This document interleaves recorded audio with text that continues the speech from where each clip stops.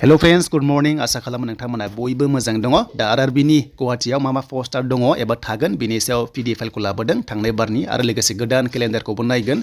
जे नोंथाङा degree first, HS pass बेनिफ्राय 10 पास जाबानो RRB आव लेभेल 1 2 3 4 5 6 NTPC नि आन्डाराव नोंथांमोना खालामनो हागोन। लोगोसे जुदि खालामनोबा एबा RPF साख्रि मावनोबा 10 पास खालामनो हागोन।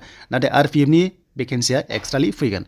दा जोङो बेयाव एग्जाम केलेन्डारखौ नायगोन आरो लोगोसे बेयाव RPF आव नोंथांमोना जिकुनु जे RRB आव एप्लाइ खालामबा एग्जाम फिसा जायो। थ' नोंथांमोना मिथिखागौ जे 2019 मायथाइयाव जादोंमोन RRB आव बेनिफ्राय एग्जाम फिस होनोबा 250 नोंथांमोना पेमेन्ट दानांगोन आरो बेखौ जेब्ला एग्जाम होयो नोंथांमोना बेखौहाय रिफान्ड मोनफिनगोन एबा नोंथांनि एकाउन्टआव हाबफिननाय जागोन जेब्ला एग्जामाव एटेन्ड खालामो। अके, एग्जाम एटेन्ड नङाबा नोंथांमोना बे रांखौहाय मोनफिननाय नङा।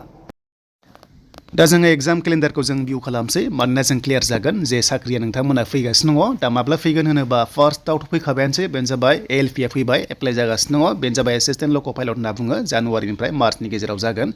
स' नोंथांमोननिया नटिफिकेसना ओंखारखाबाय बियो। एन्ड एप्रिल जुनाव टेकनिशियान दङ, जायफ्रा ITI फोर दङ बिथांमोना RRB आव थाबैनो साख्रि मोनो एबा इजियावनो साख्रि मोनो आरो काटअफआ बिथांमोनाहाय एसे ल' लेभेलाव थाङो मानोना बयबो टेकनिशियान नङा एबा डिप्ल'मा लानाय गैया। अके, बे जाबाय एप्रिल जुनाव जागोन एप्लाइआ। देन बेनिफ्राय नोंथांमोना मोनखाबाय बेयाव देन जुलाइ आरो सेप्तेम्बराव। थ' जुलाइ आरो सेप्तेम्बराव नोंथांमोना 2024 आव गोबां साख्रि मोननो थांगासिनो दङ RRB नि आन्डाराव आरो आसाम स्टेटआव नर्थ इस्टआवनो नोंथांमोनाहाय पस्टिंखौ जागोन। दा जोंनि मेनलि क्वालिफिकेसन गोनां एबा इलिजिबल जानाया बेनो जुलाइ सेप्तेम्बराव ओंखारनो गोनां। बेनो जाबाय नन टेकनिकेल पपुलार केटेगरिसआव दङ, ग्रेजुवेट लेभेलाव लेभेल 4 5 6 दङ। बेयाव मेक्सिमाम डिप्ल'मा गैयिफोरा बेयाव इलिजिबल जागोन। लोगोसे नन टेकनिकेल पपुलार केटेगरिस दङ आन्डार ग्रेजुवेट, डेट मिन्स नोंथांमोना डिग्री पास नङा।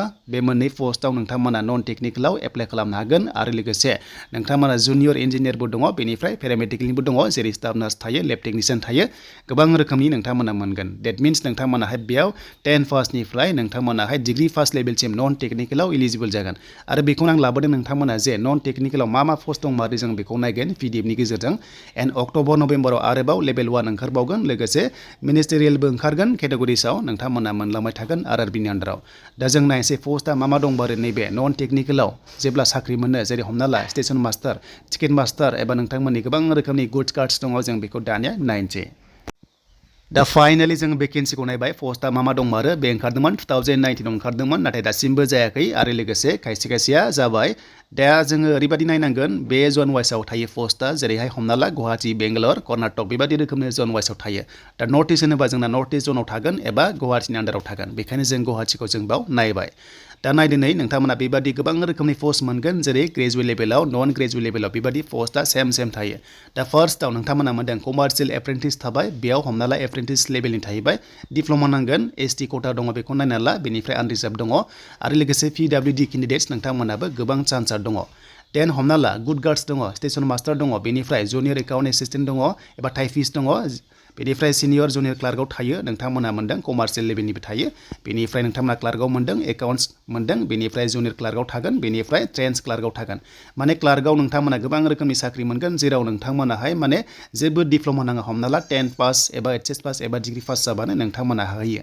दा बेबादि कन्डिसनाव पस्टआ ओंखारगोन आरो लोगोसे पस्टआ देग्लाय बारा ओंखारनायनि चान्सआ दङ, मानोना RRB आव गोबां पस्टआ खालि जाना दङ, दासिमबो साक्सेस जायाखै। HS पास, डिग्री पास एबा 10 पास नोंथांमोना RRB आव हाखागोन, बेखौथ' मिथिखाबाय। दानिया पस्टआ बेनो, बेबादि रोखोमनि पस्टआ दङ आरो बेनिफ्राय नोंथांमोना सेम टु सेम पस्ट मोनगोन, नाथाय क्वालिफिकेसनाहाय खायसेयाव आन्डार ग्रेजुवेट दङ आरो खायसेयाव ग्रेजुवेट दङ। थ' नोंथांमोना बेबादि रोखोमनि मोनगोन।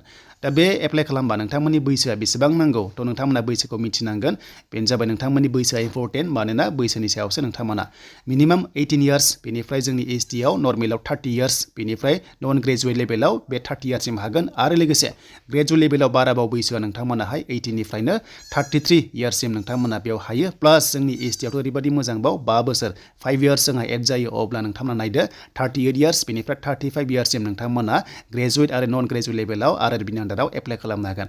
स' नर्मेलनि बाथ्रायाव 18 इयार्सनिफ्राय नोंथांमोना 38 इयार्ससिम बे पस्टआव इलिजिबल जागोन, जायफ्रा ग्रेजुवेट दङ आरो जायफ्रा नन ग्रेजुवेट दङ नोंथांमोना 18 निफ्राय 35 इयार्ससिम नोंथांमोना बेयाव हागोन। बे जाबाय नोंथांमोननि नन ग्रेजुवेट लेभेलाव। देन बेनिफ्राय नोंथांमोननिया फार्स्टआव एग्जाम जागोन CBT टाइपनि एबा कम्पिउटार बेस्ड टेस्ट होनना बुङो आरो लोगो बे जोबखांबाथाय काट अफ थांनानै फिन खनसेबाव आरोबाव सेकेन्ड टाइम एग्जाम जाबावगोन। अके, बेयाव 90 मिनिट्स नोंथांमोना मोननैयावबो मोनगोन, सेकेन्डआवबो आरो लोगोसे 1/3 नेगेटिभ मार्किंबो दङ नोंथांमोना। अके, 10/3 नोंथांमोनखौ मा लागोन पोस्ट लाइक पोस्टआव स्किल टेस्ट एबा अरेल टेस्ट लागोन नोंथांमोना मेनलि स्किल टेस्ट हमना ला एन्ड बेनिफ्राय नम्बर 4 आव डकुमेन्ट्स भेरिफिकेसन बेनिफ्राय काट अफ लानानै नोंथांमोननि साख्रि जन दा बेखिनियानोमोन नोंथांमोना जायफ्रा RRB नोंथांमोनाहाय एप्लाइ खालामसादों दानिफ्राय रेडि जादों पोस्टआथ' केलेन्डार ओंखारखाबाय थाबैनो नोंथांमोना एप्लाइ खालामनो मोनसिगोन दा जायफ्रा गोसो दङ नोंथांमोना RRB आव साख्रि लानो दानिफ्राय रेडि जादों मानोना अल इन्डिया जाय बेनि भेकेन्सिया बेनिफ्राय काट अफआ एसे गोजौ थांनायनि चान्स थायो बाट जन वाइसआव नोंथांमोना पस्टिं जागोन आरो काट अफआबो जन वाइसआव थांगोन दा बेनोसैमोन बड' जब इनफो इउटुब चेनेलाव जायफ्रा गोदानै फैदोंमोन साबस्क्राइब खालाम बेबादिनो आपकामिं साख्रिनि आपडेट जेब्लायबो बर' रावजों मोनबाय थानो हागोन।